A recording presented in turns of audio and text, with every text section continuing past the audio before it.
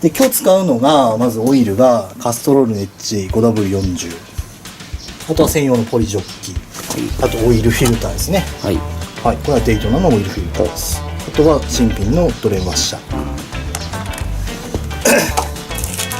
あとはオイルフィルターのところについてるオーリング、あとはその他使うような工具です。じゃあせっかくもうエンジンも温まってますんで、オイルを抜いていきたいと思います。どうだ、およいしょ。けど意外と俺の緑だね。うん、緑だね。あ、でも黒いね。黒い。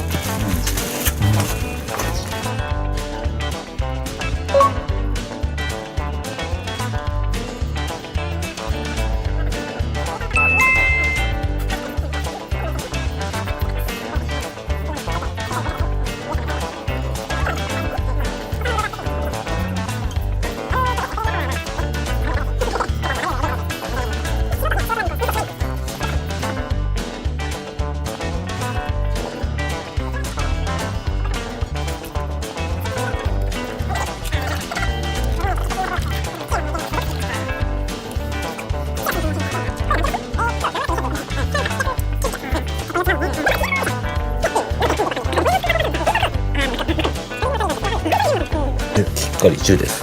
でこれで OK。これでピピっていうまで閉める。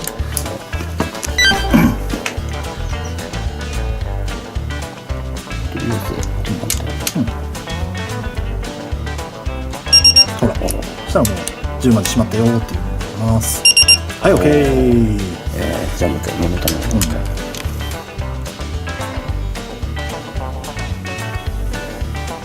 こういくの。はい、OK。じゃあ OK でしょ。でもさ、こういう道具使い始めるとさ、もうこういうのでトルク管理したくなるでしょ、だんだんね。なんかさ、自分の手で締めるとさ、本当に締まってんのかみたいな。まあね、もっと強く締めたくなるとかあるでしょ、それが。まあね。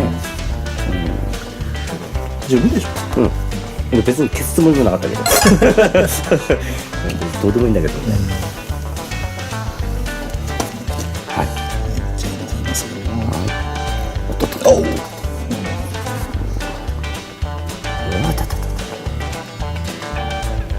ああ、いいね。いい感じでございますか。いや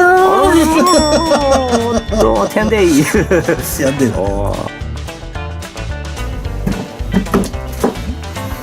これでオイル量を見て窓の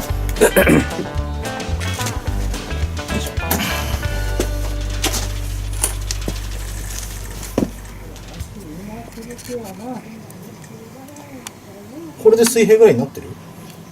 ああ、どうだろう。オイルは結構入ってるっぽいけどね。あ、うんだね。水平だね。うん。これで見てみて、ほら。いや、もうかなりね、来てるよ。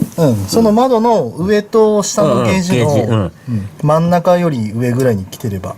いや、なんかもうアッパーレベルの、なんか、そのアッパーレベルの上行かなければいいから。そうそうそう。もう、アッパーレベルと同じくらいになりそうですくらいの入り方だね。問題ないくらい。はい。十分です。はい、これで完了です。はい。